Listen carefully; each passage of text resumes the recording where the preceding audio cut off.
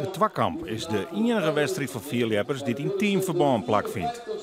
Het duel tussen de beste 24 leppers van het Frieske Leppersbond en de 24 toppers van Polstokbond Holland stier sneun voor de 54ste keer op het programma.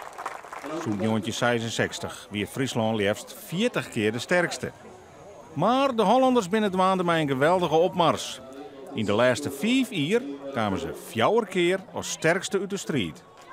De Famkes is de enige categorie die gemiddeld verder leeft als de Hollanders. Pieter X. Westra die wordt treden met 12,83 meter. Tweede wordt hier Laura Maaien met 13,40 meter. Maar Femke Rispes sleept de groepsrace binnen met 14 meter en 13 centimeter. De jongens zoen op papier 2 meter inlevering matten. Maar Rutger Haanstra zet voort de vierste afstanddel, centimeter 36. Roy Velus wordt knap treden met 16,74. En om het Guus Hoogland op het laatst echt nog tweede wordt met 16,97 wint Holland deze groep met 1,35 meter verschil. De junioren zoenen met 6 hele meter klap krijgen op het papier te mensen. En de grote favoriet Reinier Overbeek zet direct 18,80 meter del. Maar Friesland zal hem hier onverwachts goed zien laten. Jesper Demmer leert met Santje 81 naar het vierde plak. De Frieske kopman Wietse Nauta noteert een prachtige 18,49 meter.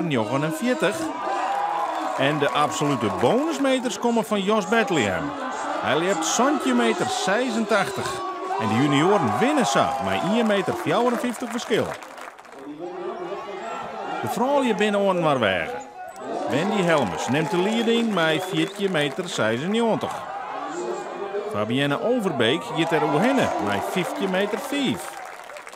Maar in de laatste ronde komt Friesland weer om. Anniette Leyenaar 14,89 meter. En Marit van der Wal komt daar 14,85 meter. De groepswinst gaat nipt naar Friesland met 29 centimeter. De senioren hebben op papier een achterstand van meer dan 3,5 meter. Maar de praktijk gaat even zo. Bobby Zwaagma zet een mooie 19,19 meter del. En dan Naat Bransma, die zit geweldig uit de slof. In zijn tweede sprong komt hij tot 20,54 meter, maar 1 centimeter minder als zijn beste seizoenprestatie. Het zal de 4e sprong van de midje worden. Maar de Hollanders zullen het nog spannend meidje. Wilco van Amerongen komt heel dicht in de buurt met 20,49 meter.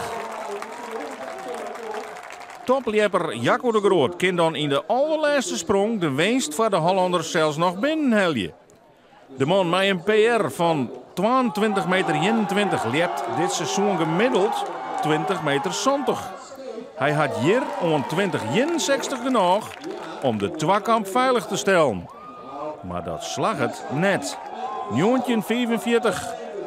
De Frieske senioren lepen alle keer over de 18 meter en winnen met 87 centimeter verschil. Team Friesland wint de Twakamp met een verschil van 1,74 meter. Dat is 100 centimeter per persoon verder als de Hollanders.